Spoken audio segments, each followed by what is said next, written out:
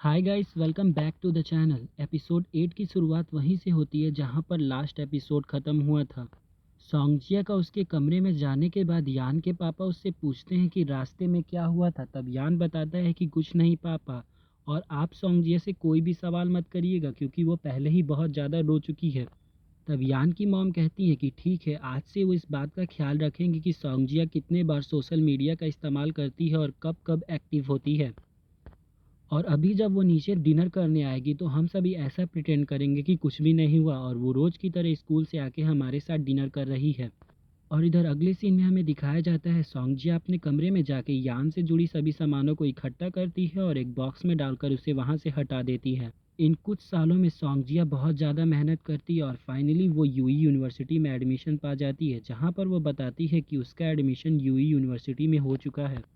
उसने अपनी मिलिट्री की ट्रेनिंग भी पूरी कर ली है और साथ ही साथ उसने बहुत ज़्यादा दोस्त भी बनाए हैं, जहाँ पर वो हमें सबसे पहले अपनी एक दोस्त से मिलाती है जिसका नाम लिंग होता है, जो एक वीडियो व्लॉगर होती है। और तब हमें उसकी तीसरी दोस्त को दिखाया जाता है जो कि कॉलेज की तरफ आ रही होती है, लेकिन रास्ते में एक लड़के से टक्कर के कारण उसका सारा किताब गिर जाता है। वहीं पास में कुछ लड़के बास्केटबॉल खेल रहे होते हैं। तब उनमें से एक लड़का जिसका नाम मिंग होता है वहाँ पर आता है और सोंगजिया के दोस्त से कहता है कि चलो मैं तुम्हारी मदद कर देता हूँ, तुम्हें कहाँ जाना है, ये सभी सामान ये सभी किताबें मैं तुम्हारे साथ वहाँ पर पहुँचा देता हूँ। इधर अगले सीन में हमें दिखाया जाता है सभी लड़कियाँ एक जगह इकट्ठा होती है, जहाँ पर लिंग उस लड़की से पूछती है कि ये लड़का जो तुम्हारे साथ यहाँ पर आया है ये कौन है। तब वो बताता है कि उसका नाम मिंग है और वो एक स्पोर्ट प्लेयर है और वो यहाँ पर उसकी दोस्त की मदद करने आया था। तब लिंग उससे कहती है कि कुछ दिनों में उसका बर्थडे आने वाला है, क्यों ना वो अपने सभी दोस्तों को वहाँ पर लेकर आए, और इसलिए हम सभी चलो अपना WeChat I D share कर लेते हैं। अगले सीन में हमें बर्थडे वाला दिन दिखाया जाता है जहाँ पर सभी लड़कियाँ बैठी होती हैं और लड़कों का इंतजार करती हैं। तभी वहाँ पर मिंग पहुँचता है अपने दोस्तों के साथ और सब उस कमरे में जाने लगते हैं जिस कमरे को उन्होंने बर्थडे सेलिब्रेट करने के लिए बुक किया था। रूम में जाने के दौरान हमें जियाक्सु को दिखाया जाता है जो भी वहाँ पर होता है अपने दोस्तों के साथ पार्टी को सेलिब्रेट करने के लिए।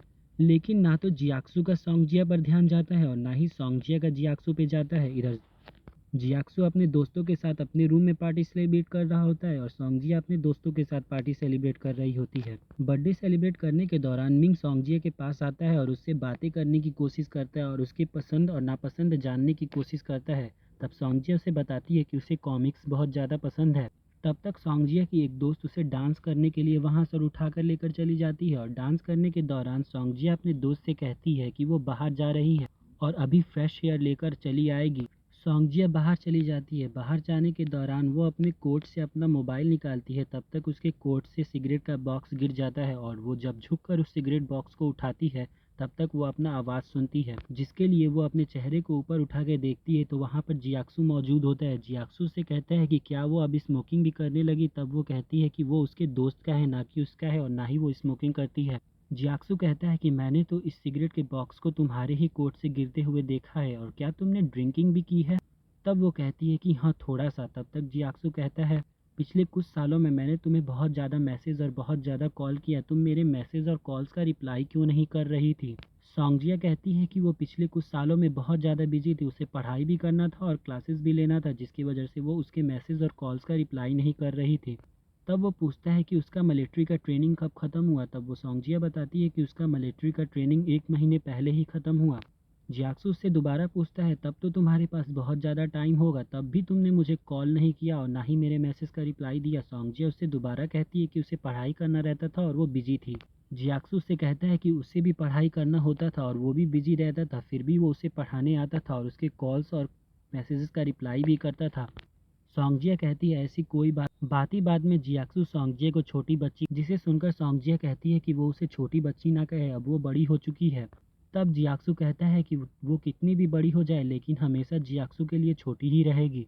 ये सुनकर सोंगजिया वहाँ से जाने लगती है और कहती है कि वो अपने दोस्तों के साथ वापस अपने हॉस्टल चली जाएगी। सोंगजिया अपने कमरे में जाती है तो वहाँ पर उसकी दोस्त बर्थडे केक को कट करने के लिए उसका इंतजार कर रही होती हैं। बाद में सभी लड़कियाँ एक साथ मिलकर बर्थडे केक को कट करती हैं। कुछ देर बाद सोंगजिया अपने दोस्त से पूछती है कि वो हॉस्टल कब जाएंगी। तब उसकी दोस्त कहती है कि वो 11 बजे तक हॉस्टल जाएंगी। सोंगजिया ये सुनकर चिंतित हो जाती है क्योंकि उसकी मॉम उसे कॉल कर रही होती है और कहती है कि हॉस्टल पे जल्दी पहुँचो।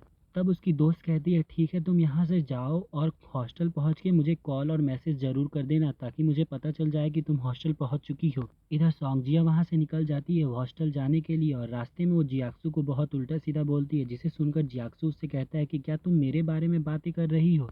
सॉन्गजिया कहती है बिल्कुल नहीं। जियाक्सू कहता है मुझे तो ऐसा लग रहा था तुम मेरे ही बारे में बातें कर रही थी। चूंकि मैं तुमसे कई साल बाद मिला हूँ तो तुम मुझे कुछ भी बोल सकती हो। लेकिन सॉन्गजिया वहाँ से जाने लगती है और उससे बातें नहीं करती। तब तक जियाक्सू से कहता है कि तुम तो अपने दोस्तों के साथ जाने वाली थी। अगर तुम अपने दोस्तों के साथ नहीं जा रही हो तो चलो मैं तुम्हें तुम्हारे हॉस्टल पहुँचा देता हूँ।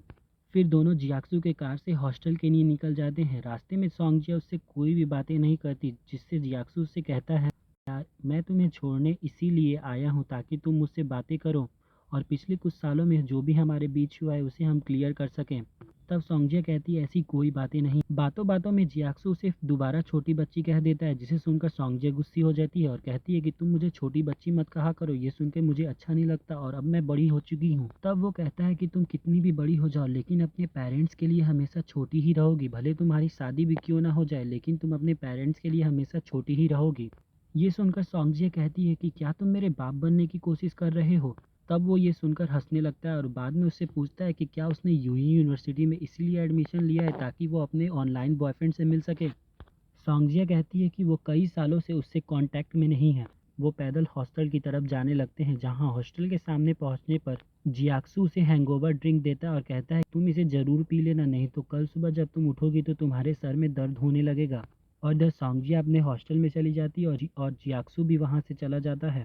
हॉस्टल में पहुंचने के बाद सॉन्गजिया उस हैंगओवर ड्रिंक को बनाती है और पी लेती है। तब तक उसे जियाक्सू का मैसेज आता है जिसमें लिखा होता है कि अगली बार जब कभी भी तुम ड्रिंक करने जाना तो अपने साथ किसी को लेकर जाना ताकि वो इंसान तुम्हें हॉस्टल तक पहुंचा दे और तुम्हें अकेले ना आना पड़े। इधर अगले दिन में हमें अगला दिन दिखाया जाता है जहाँ पर सभी लड़कियां बैठ के लड़कों के बारे में बात कर रही होती हैं। तभी वहाँ पर सॉन्गजिया पहुँचती है और कहती है कि कौन सी चीज़ के बारे में बातें हो रहा है और तुम सभी इतना ज़्यादा हंस रही हो। तब उसकी दोस्त लिंग कहती है कि कल बर्थडे पार्टी में वो लड़का जो मिंग आया था वो तुम्हारे बारे में ही बातें कर रहा था और तुम्हारे जाने के बाद तुम्हारे ही बारे में पूछ रहा था और मुझे ऐसा लगता है कि उसने तुम्हें मैसेज भी किया होगा। तब सॉन्गजिया कहती है मैंने तो अब तक मोबाइल चेक ही नहीं किया और सॉन्गजिया फिर अपना मोबाइल चेक करने लगती है जहाँ पर मिंग का मैसेज आया होता है और मैसेज में लिखा होता है अगली बार जब कभी भी तुम जाना तो मुझे बता देना, मैं तुम्हें पहुँचा दूंगा।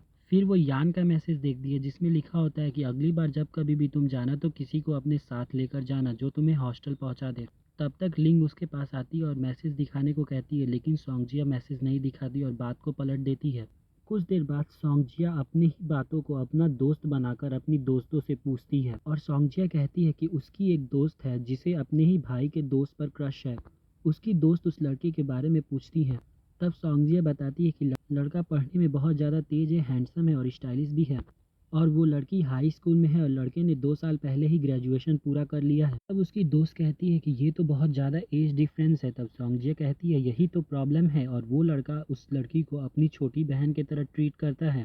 तब वो लड़की कहती है कि मैं तुम्हें बता देती हूँ कि उस लड़की की ज़रूर कोई गर्लफ्रेंड है तभी वो ऐसा करता है। जिसे सुनकर सॉन्गजिया भड़क जाती है और कहती है कि तुम्हें कैसे पता, तुम्हें तो उसके बारे में पता भी नहीं है। वेल इसी के साथ ये एपिसोड यहाँ पर ख़त्म हो जाता है। वीडियो को लाइक ज़रूर कर दीजिएगा और चैनल को सब्सक्राइब भी कर दीजिएगा ताकि फ्यूचर में मैं जब कभी भी कोई और वीडियो बनाऊँ तो उसका नोटिफिकेशन आप तक सबसे पहले पहुँचे। Well thank you for watching the video and good bye.